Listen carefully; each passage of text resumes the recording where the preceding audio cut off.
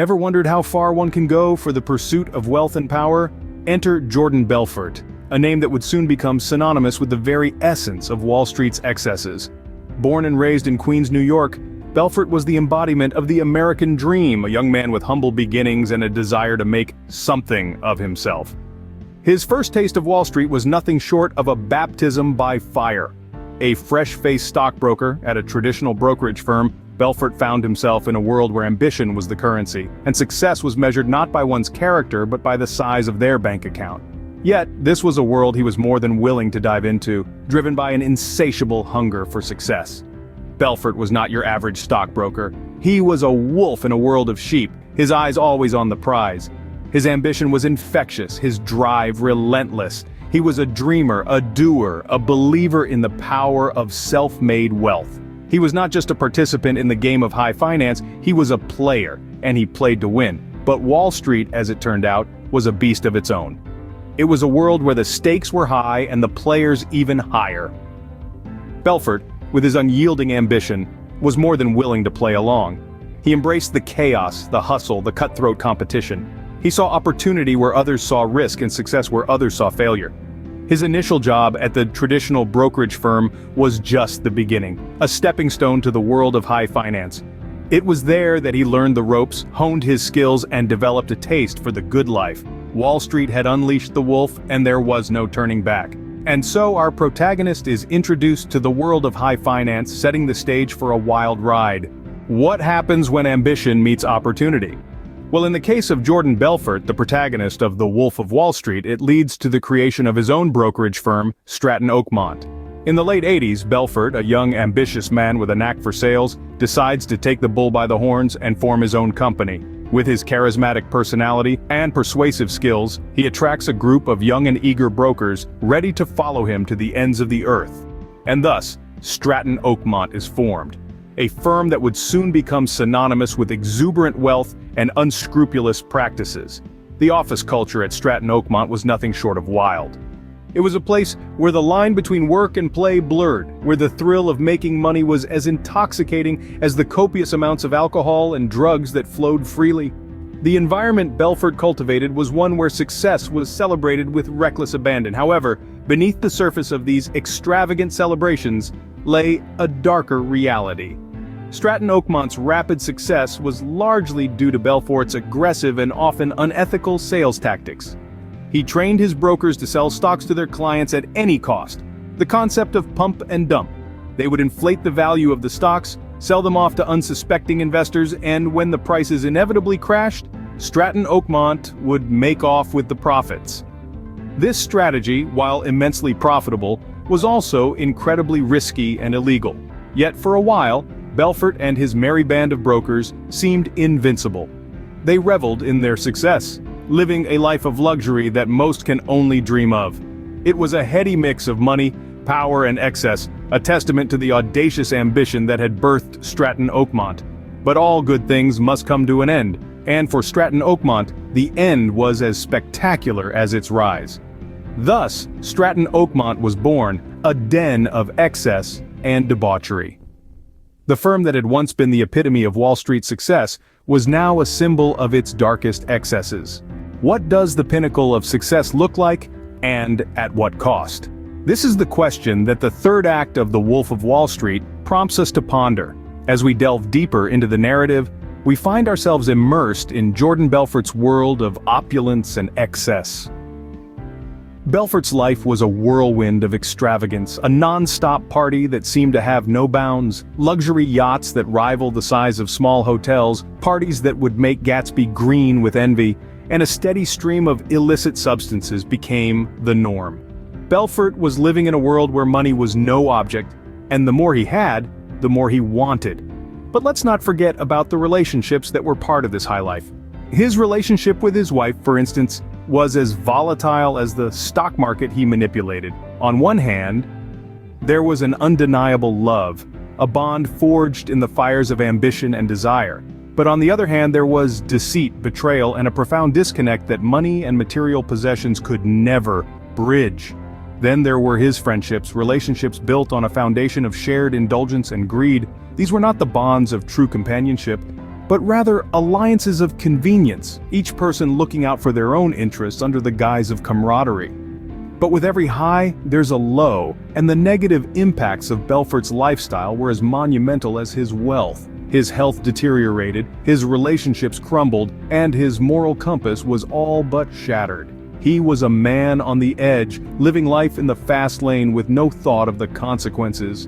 Belfort was living the high life, but like the saying goes, all good things must come to an end. And as we'll see in the following scenes, every party, no matter how grand, must eventually wind down. Belfort was about to learn this the hard way. As we close this chapter, we're left with a poignant reminder.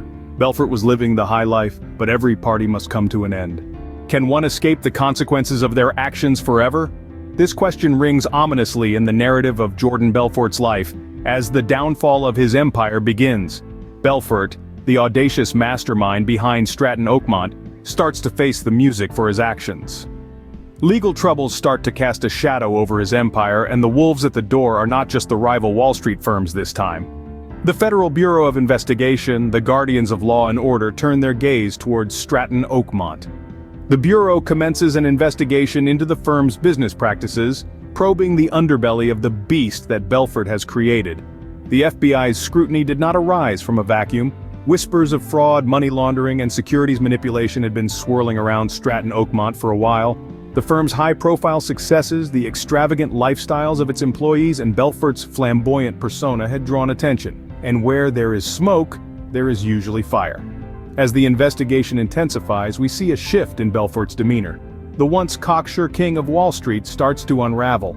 His increasing paranoia begins to impact his decision-making. The prospect of losing everything he worked so hard to build sends him spiraling further into drug addiction. This addiction, once a symbol of his excess and hedonism, now becomes a crutch, a desperate attempt to escape the reality of his crumbling empire.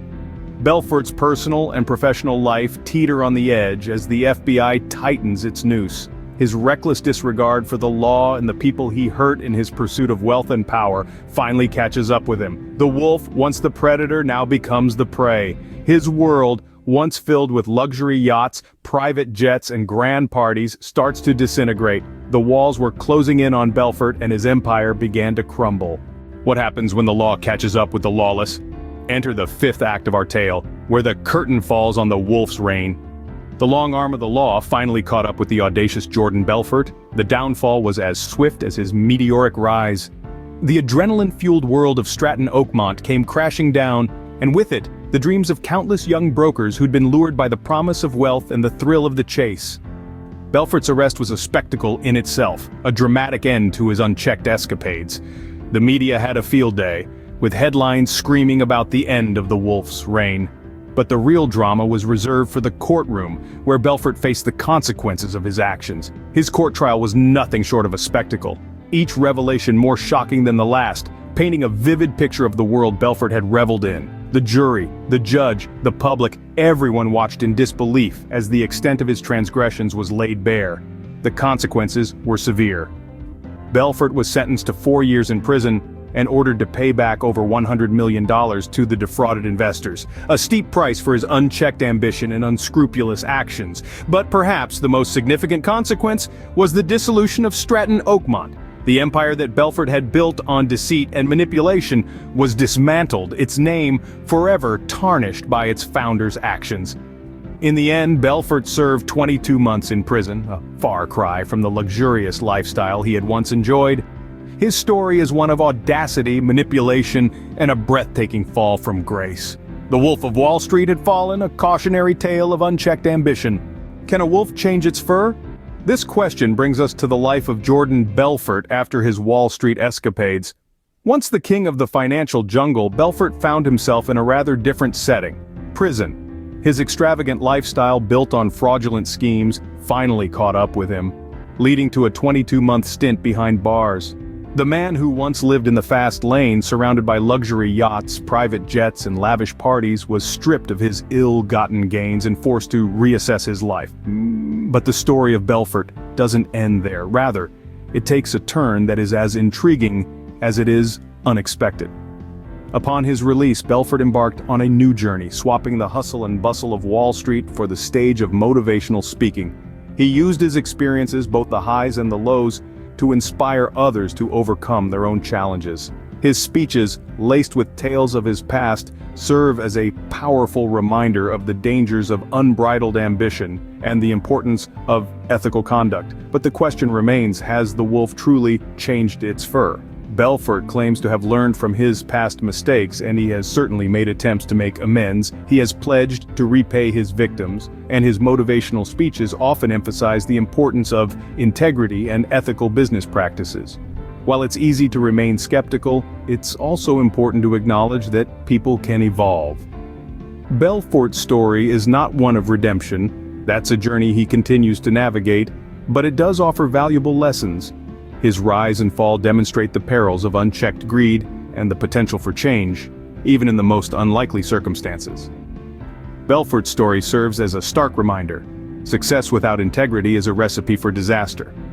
His journey, from the heights of Wall Street to the depths of prison and back into the public eye, serves as a cautionary tale that success without integrity is ultimately hollow and unsustainable. What can we learn from the rise and fall of the Wolf of Wall Street? As we delve into the key takeaways from this gripping tale, we're forced to confront some uncomfortable truths about unchecked ambition, ethical business practices, and the consequences of ignoring the law. The Wolf of Wall Street is more than just a movie about the excesses of Wall Street in the 90s. It's a cautionary tale, a stark reminder of the dangers of ambition that knows no bounds. Jordan Belfort, the self-proclaimed wolf, started with a dream to make it big on Wall Street. But his ambition, untamed and unregulated, spiraled into a frenzy of illegal activities and unethical practices. This brings us to our next point: the importance of ethical business practices. Stratton Oakmont, Belfort's brokerage firm, was built on a foundation of lies and deceit. They manipulated stock prices, defrauded investors, and lived a life of opulence off other people's hard-earned money. The movie shows us that such practices, while they may offer short-term gains, eventually lead to long-term losses. The firm's unethical practices not only led to its downfall, but also ruined countless lives in the process. Lastly, we cannot ignore the consequences of flouting the law. Belfort and his cohorts believed they were invincible, that they could outsmart the system, but as the movie clearly shows, no one is above the law. The legal repercussions of their actions were severe and life-altering. Belfort ended up in prison and his empire crumbled to dust. So what do we take away from this? The Wolf of Wall Street serves as a stark reminder that while ambition is necessary for success, it must be tempered with ethics and a respect for the law. It shows us that success built on a foundation of deceit and lawlessness is fleeting and ultimately self-destructive.